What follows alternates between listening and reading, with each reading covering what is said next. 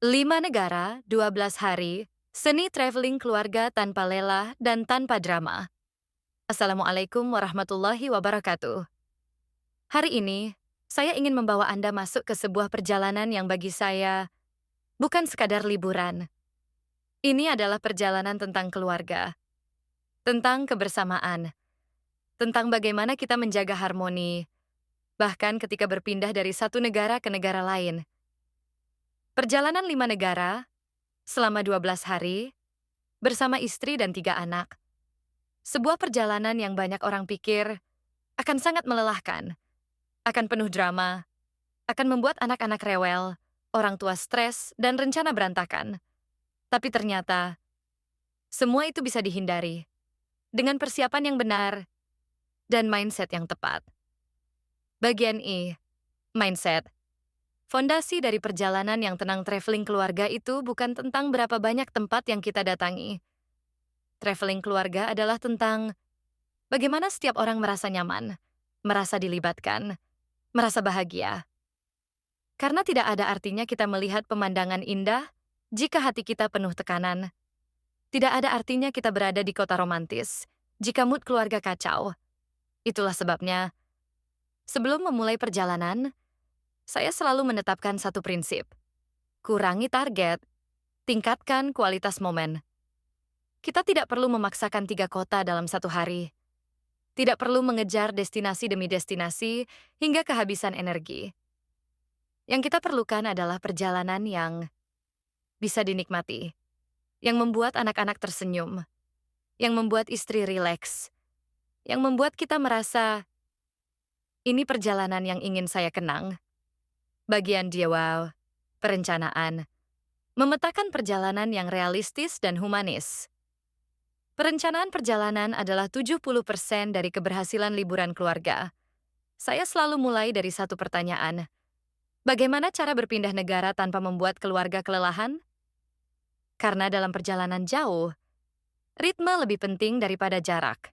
Contohnya, dari Amsterdam ke Paris, saya memilih kereta cepat. Anak-anak bisa bergerak. Tidak ada antrean bandara. Tidak ada stres check-in. Dari Paris ke Swiss, perjalanan malam adalah solusi emas. Anak-anak tidur. Bangun-bangun. Kami sudah berada di negara baru. Dari Swiss ke Roma, pesawat short haul adalah pilihan terbaik. Cepat, efisien, dan ritme perjalanan tetap terjaga. Saya menyadari satu hal. Keluarga itu bukan pasukan militer. Tidak semua orang bisa bergerak cepat. Tidak semua anak bisa tahan berjalan jauh. Karena itu, itinerary harus realistis dan ramah keluarga. 2 aktivitas utama per hari sudah lebih dari cukup. Ketika kita melambat, keindahan perjalanan justru semakin terasa. Bagian 3. Packing, menghemat energi. Sejak dari rumah packing sering dianggap hal kecil. Padahal, ini adalah sumber stres terbesar dalam traveling keluarga. Terlalu banyak baju, terlalu banyak sepatu, terlalu banyak barang jaga-jaga yang justru tidak pernah digunakan. Saya menggunakan konsep capsule wardrobe. Warna netral, mix and match mudah. Satu celana bisa dipakai di berbagai negara. Setiap anggota keluarga mendapat satu packing cube. Bukan untuk gaya, tapi untuk efisiensi.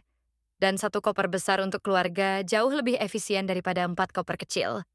Di bandara, di stasiun, di hotel, mengelola satu koper itu hemat energi, hemat waktu, dan hemat emosi.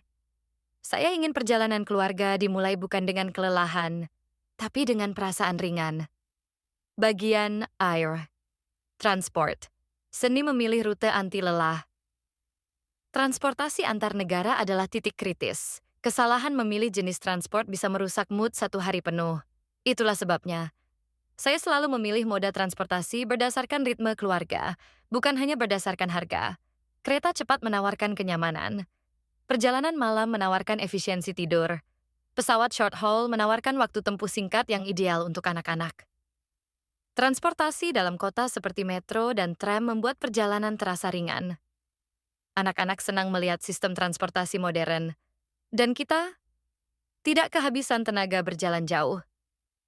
Ingat satu hal, transportasi bukan sekadar alat berpindah. Transportasi adalah bagian dari pengalaman keluarga. Bagian fee, hotel, bukan untuk tidur saja, tapi untuk menjaga mood. Hotel keluarga tidak harus paling mewah, tidak harus penuh ornamen, tidak harus punya bathtub besar. Yang penting adalah lokasi, kenyamanan, kepraktisan. Dekat stasiun berarti hemat tenaga. Dekat minimarket berarti mudah mencari kebutuhan kecil. Kamar luas berarti anak-anak tidak merasa terkurung. Laundry berarti tidak perlu membawa pakaian berlebihan. Hotel keluarga yang baik bukan yang paling mahal, tetapi yang paling efektif menjaga keharmonisan perjalanan. Bagian SIPAE. Energi anak. Memelihara mood, menghindari drama. Ini bagian yang sering terlupakan. Padahal, ini adalah kunci perjalanan keluarga. Anak-anak memiliki ritme biologis yang lebih pendek. Mereka cepat lelah, cepat lapar, cepat bosan, cepat ingin berhenti. Karena itu, saya membuat aturan sederhana. Setiap 3 jam, harus ada waktu istirahat. Tidak harus ke kafe mahal. Tidak harus ke restoran mewah. Kadang, duduk di taman sudah cukup mengembalikan energi mereka. Saya juga selalu membawa camilan, air mineral, tisu basah, jaket ringan. Anak-anak biasanya tidak rewel karena destinasi wisata. Mereka rewel karena kebutuhan dasar mereka terlambat dipenuhi. Ketika kita peka terhadap ritme anak, perjalanan menjadi jauh lebih damai. Bagian zero, budget, traveling elegan tanpa boros. Banyak keluarga berpikir bahwa traveling ke Eropa harus mahal. Padahal, tidak selalu begitu. Saya memakai rumus sederhana. 1 kali makan spesial. 2 kali makan hemat namun layak. Dengan cara ini, keluarga tetap merasakan kuliner khas, tanpa menguras anggaran. Transport Pass juga sangat membantu. Pembelian tiket museum online memotong antrean, dan memilih destinasi yang dekat mengurangi ongkos transport. Traveling elegan bukan tentang menghabiskan uang sebanyak mungkin. Traveling elegan adalah seni mengatur prioritas dengan cerdas. Bagian 8. Harmoni keluarga. Inti dari semua perjalanan. Inilah bagian paling penting. Bagian yang menentukan apakah perjalanan akan dikenang sebagai kenangan indah atau sebagai pengalaman melelahkan. Saya memberi setiap anggota keluarga peran kecil. Ada yang memegang kamera, ada yang memegang peta, ada yang memilih musik perjalanan. Dengan cara ini, semua merasa ikut bertanggung jawab. Semua merasa dihargai. Semua merasa menjadi bagian dari perjalanan. Setiap malam, kami berbagi cerita tentang momen terbaik hari itu. Apa yang membuat tertawa, apa yang membuat nyaman, apa yang ingin dihindari besok. Dan saya belajar satu hal. Ketika keluarga harmonis, setiap kota terasa lebih indah. Kadang momen paling berharga bukan ketika kami melihat landmark ikonik, tetapi ketika makan sederhana bersama di hotel, sambil tertawa, sambil menceritakan hal-hal kecil yang kami alami. Itulah traveling keluarga. Bukan tentang tempat, tapi tentang hati. Closing refleksi perjalanan.